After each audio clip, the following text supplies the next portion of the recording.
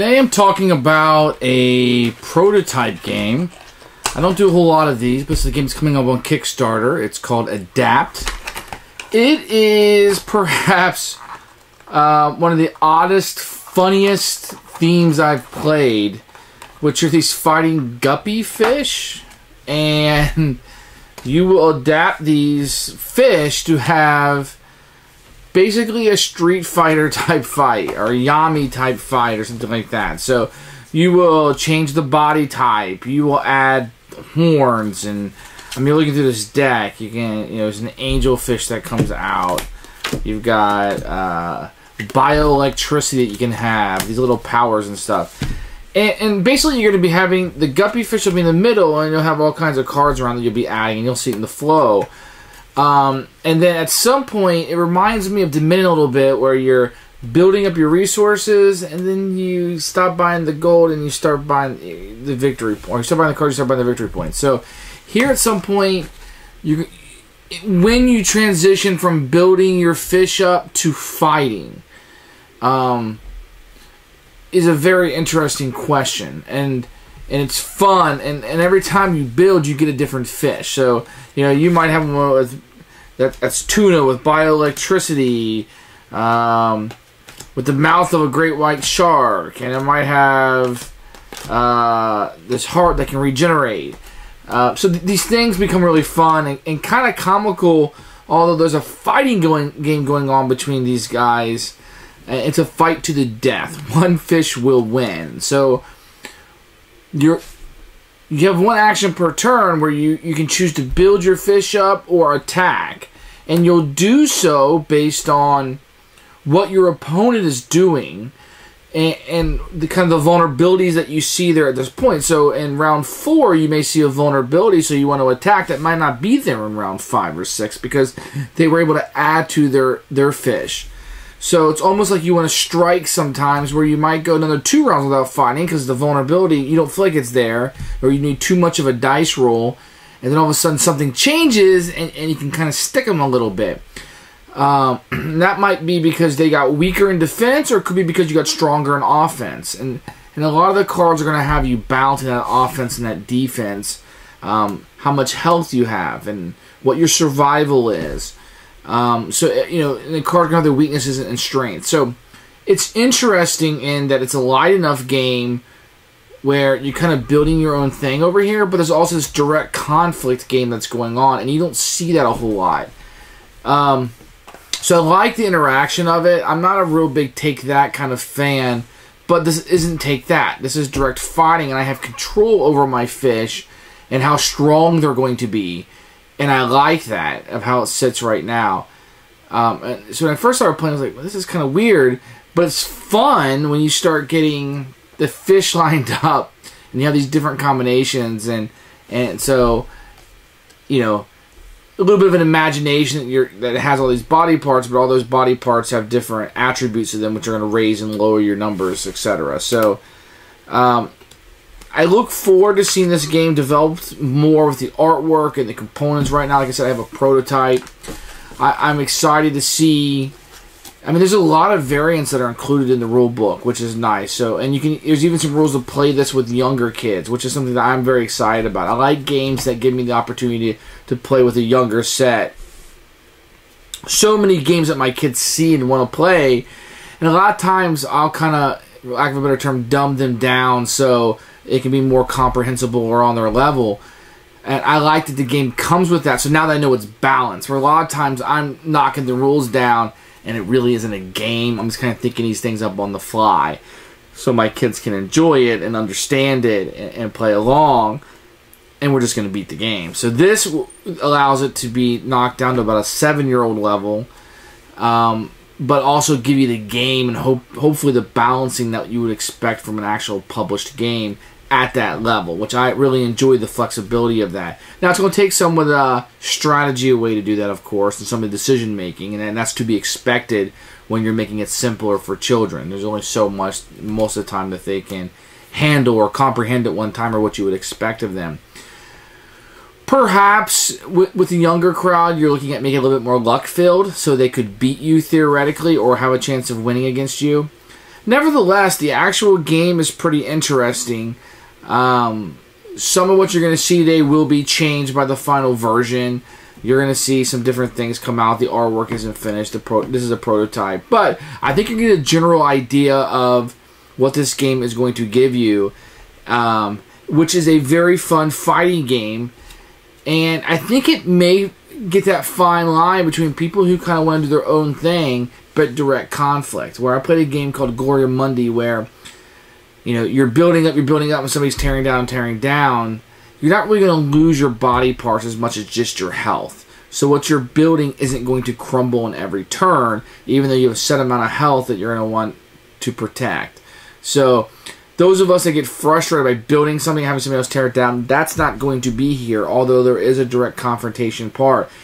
But it's not cheap. It's not cheap like a Take That game. So you're going to have something here, I think, that's going to appeal to some of us that like to build our engine, but like to see our engine being used. So a little bit different, let's say, Galaxy Trucker, where you kind of build up, and then you know it's going to be torn down. That's not here. You're going to get to keep what you build, and more of a Street Fighter fight to the death. So if you're interested in Street Fighter with fish, this is it. And these fish will evolve, as will your strategies as you play the game more. So I like where this is heading.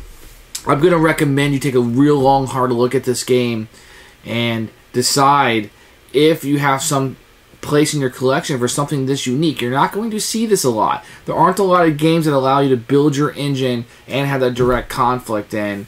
So this is going to be one of those truly innovative and fun games that might fit a place in your collection that you don't already have filled. So this might not be a game that replaces something in your collection, but may be added to your collection. Okay? And so I'm going to tell you to take a long, hard look at this. This is a really fun little game. And Adapt is something I'm going to tell you to take a look at and try out. So I'm going to show you the components for Adapt, but keep in mind these are prototype. So this is kind of what your player card will be. You'll get a guppy like this. And you'll have just the basic that you'll have here. And I'm going to show you the rules because I don't have a player mat, but you're going to be setting it up for something like this. The body, which would be this card that everybody's going to start with just a different color. And you're going to have places to build, like an organ or a tail, and you're going to have this kind of here, where certain areas would go. So if you get a side, it will go there, dorsal will go there, etc., etc. If you look on the back of the box, you can kind of see how it eventually will be set up. So, and this will make it. In each of the cards you're going to get, so let me show you a couple here. So, you know, this would be obviously be an organ. This is the level, how much experience it costs to purchase it, and then your little stats down here with your special power. Keep in mind this is just a prototype, so some of these won't have art quite yet. So. A poison sac. So you have the ability of toxic. You're going to have the same stats. This one will actually bring down your health a little bit. The level and how much it costs to buy it. Let me see if I can show you a couple more here. A lot of these don't have art yet. So as you can see, these have words. So here would be a swordfish. You can see that. This would be a different body that you would get. So. These will be updated. Here's a clownfish. Everybody likes Nemo, right? Gives you a little height ability there. Here's the dice that you'll want. And then you're going to have different numbers of dice that will track certain things. So here's a D20. This is not what's going to come with the game. It's just what I happen to have. And you'll keep your health and your trackers with dice. And that's so there won't be a bunch of tokens floating around, which to me is irritating. I'd much rather have a dice or something to do. And those will be the main components. What I want you to focus on is just the icons and the placement of those. And the numbers and everything will be really easy to see. And all of the cards, as you can tell, will be set up. Here's the dice that you'll roll. And it should be easy to see. And with the right player aids, you know, these powers will be very easy to implement. Here's the player aid. Let me show you this. So this kind of tells you the setup of a card. So you just see the level, the attack die, the experience, your health, your survival, any bonuses, lethality, and your ferocity. Ferocity is going to be what you're going to need to attack. So it's going to be a good one. And that's going to be pretty much components. You're going to get cards. And these are prototypes, so once again, take this with a grain of salt. The rules right now, I've got a prototype copy, so I'm not going to be too harsh on them. They're not in color or anything like right now. I'm sure that's all going to be fixed in the final version. I do like the layout of some of the pictures. Tell me how it's going to be set up. And there's going to be a player mat with that that's going to help out with that. That's going to be really good. The game is going to require player aid with some of these charts. They're not complicated charts. We're not playing ASL here. But some of these things in the game is going to be fairly easy. Now, for the most part, you're going to have the cards. You're going to see in the floor of the game. You're going to have some cards. You're going to buy them. You're going to add them to your fish, or you're going to put them in your personal gene pool, which are just kind of cards you can add later at will. So, and then you're going to have the direct attack. And the rules are pretty clear on that. There's some terminology that you're going to have to digest here. But for the most part, I tend to use my own terminology in these kind of games. I don't get into thematic terminology, so that makes it a little bit easier on me. Your mileage may vary. But otherwise, the rules were good. I look forward to seeing them in their final form. So the game starts, you're going to start with your fish. In this case, I always play red, so I'm using the red guppy fish, and he'll just be a generic fish. No ferocity, so you can't really attack yet. And that's kind of what the game wants you set up with. And you will sit your 20-sided die with the number 1 showing, because that's how much experience you would start the game out with. And I'll just kind of set him on top of the fish. So let me go through. When the game starts, you're going to roll 2 dice, and 2 10-sided dice, and you're going to refer to this chart. Either you're going to gain experience, or you're going to gain a free card. And one of the things with the cards is, whatever level you have on your fish or your body, you can't build something unless it's a +1. So this is 3, and that guppy doesn't have any. So I'm looking for something like level 1 or 2. So maybe I could add this, because the level is just 1, the anglerfish. So I could add that to it. But pretty much how the game is going to go, and I'm just going to show you one player here, is you're going to have 3 cards set up. And this is going to be what you're going to be available to buy on a given turn, right? So, on your turn, you're immediately going to gain 3 experience. So, I would take this 1, and I don't play a lot of dice games, but I would set this to 4. So, on your turn, you immediately going to get 3 experience just for being alive. Isn't that nice? And you're going to have 3 cards that are going to be available to purchase. These 3 cards right here. In this case, and then you have a discard pile over here, and then you will have a deck of cards that will be coming out. So what you can do on your turn is you can adapt from your personal gene pool. And what that means is you have the ability to have up to 3 cards that are available only to you that you can build and add on to your fish here. And once again, let me show you. This is kind of what your fish will end up looking like. You'll have 8 spaces around it, and you can build on top of these cards and build around it. I'm just trying to get everything in focus here, so you can kind of see how this is set up here. Let me see if I can get you a better view. So that's kind of how it will be set up there. And this is just the draw pile, and this is my fish, which will be up here really. But I want to get it all in frame. So you can either adapt or buy one of these. Now the cost to buy a card will be up in the top corner. So this would cost 6. Once again, I only have 4. But for argument's sake, let's pretend like this mouth is available. So it would cost me 2 experience. If I bought this, I'd have to reduce my experience by 2. So this would go from 4 to 2. And I would be able to add this to my fish. And now all the stats on this card is now applicable to my fish. And there's some rules that go on with that. So the body, you can always update, when you want to update a card, you would just put the new card on top of it if it's the same type. So this is a mouth card. If I wanted to do this other mouth card, I would have to put this on top of it to upgrade my mouth. So you're going to have 8 different types of cards you can have around it. But for each type, you can only have 1 card. You can only have 1 mouth. You can't have more than 1 mouth. So when you're upgrading your body, it can only be +1.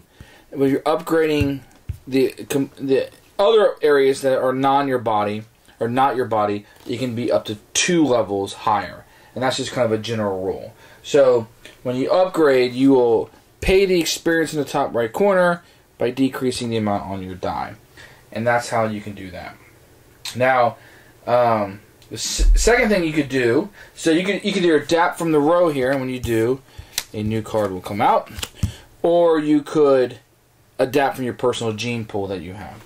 Now, what you'll do is, for the majority of the game, is you're going to attack. I'm going to skip that for just a second. Another thing you can do is just take out, for an action, take out the cards in the gene stream and bring out some new cards. And that's something you can do if nothing there is likable to your taste.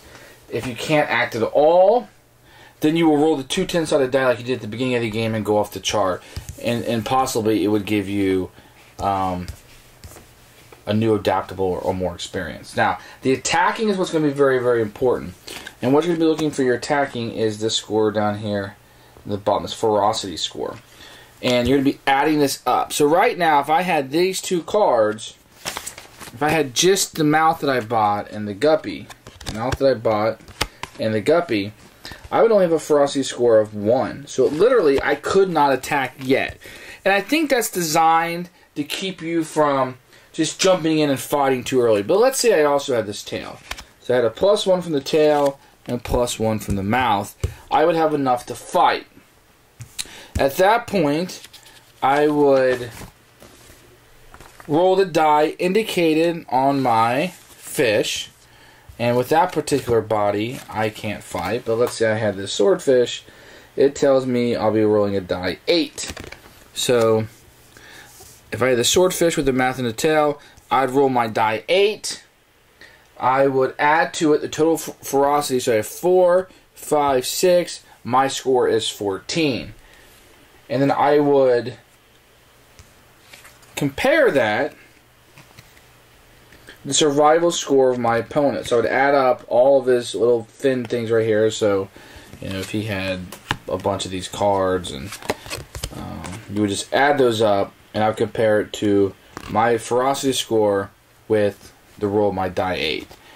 If it's higher, then he'll take damage equal to that score plus my lethal score, which is this thing right here, which right now is 0. If it's less than it, I would gain experience.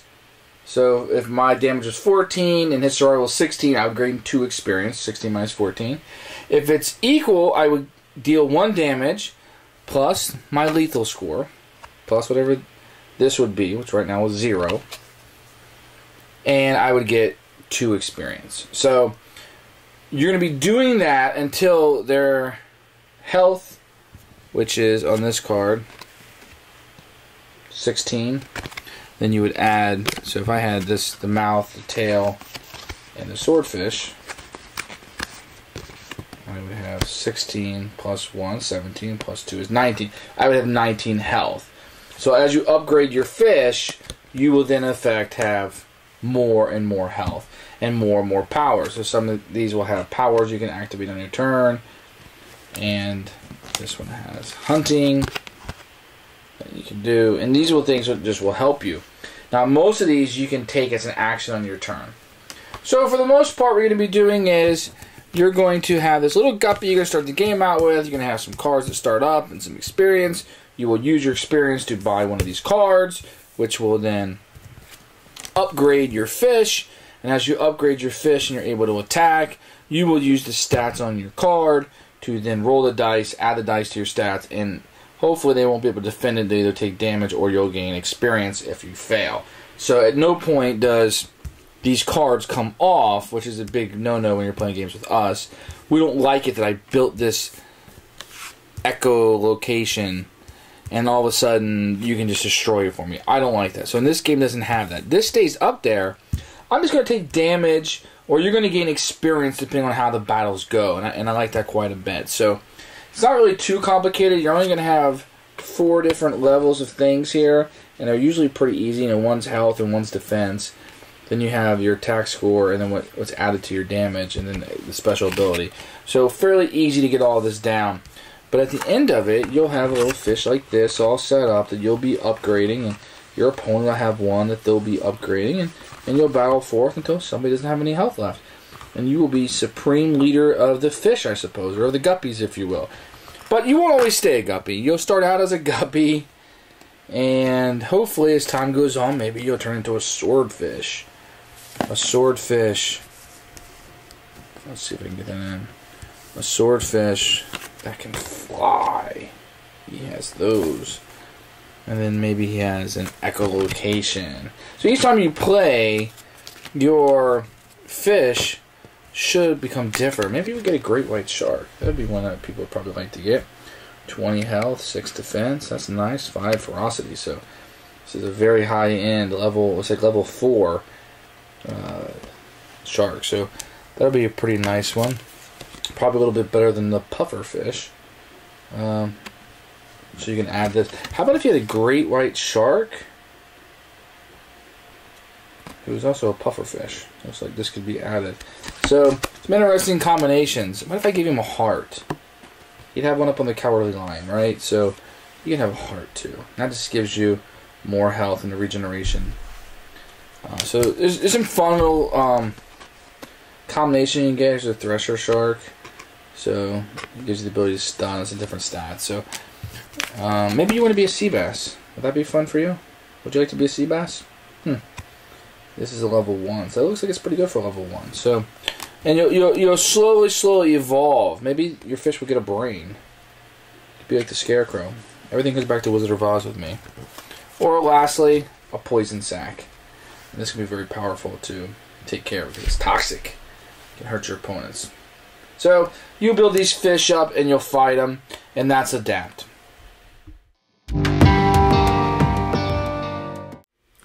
Who should buy this game? I'm going to recommend this for people who like engine building games because you're building a little engine with the fish, but you don't mind a little direct conflict. You don't mind that you're building it up to fight. If you like games like Descent or Imperial Assault where you're kind of leveling up, in this game I kind of see it as like a quicker version of that leveling up. You don't actually go in the dungeons and level up. The cards will come out and you'll buy them with your experience. So if you like that part of a dungeon crawl, it's here, and it's kind of quickly, you know, like that Pathfinder. You don't have to play that whole boring game where you flip a card and roll a die. You get just the brunt of the leveling up part, which is the fun part. So the fun part is including this game, and they kind of took out the rest of it, if you will. So you'll be leveling up your fish, and then using those level ups to do the direct conflict. So it's kind of fun. It reminds me of the Rocky montage, if you will. This game is the Rocky montage with the fight with the Russian at the end. So you're going to have the training and the getting ready, and then you're going to go to battle with them. So that's fun. And, you know, this game, you know, the theme is what it is with these fighting fish. But you're ready to get your fish ready, get him in the pond, and fight it out. This is going to be something maybe that would be used, you know, you're looking at maybe 30 minutes or less for this game. So, you know, it could be a filler for a lot of people, waiting on somebody to show up. Maybe just have 2 guys and you want to battle something out. There are quite a few games like this, but not like this, where you kind of evolve your fish out there and prepare him for the fight. So, people who just want to play solitaire may be okay with this game with a direct conflict because it doesn't destroy what you're doing, which irritates me, you know, when I'm playing a game. And Gloria Mundi is the example that I always keep bringing up. I think the younger crowd would like this game. You know, if you get some teenage boys who want to play this, that like that aggressive fighting, but they're gonna have to be patient to build your character. If you fight a little bit too soon, you're gonna lose in this game. So timing is gonna be very important. But that's a good lesson in of itself, I suppose. So I think most gamers are going to like this game. I think most gamers are going to want something like this in their collection. And you always want something a little direct conflict, maybe to end the night or start in the evening. It's just fun. Although, you know, some people are going to be just torn away from that and not going to enjoy that as much. But Adapt, for me, is going to be a keeper. I like this game. I like how much direct conflict. I don't like too much. It gives me just enough what I like. As a side dish to what I'm going to be playing for the night. So Adapt as a keeper.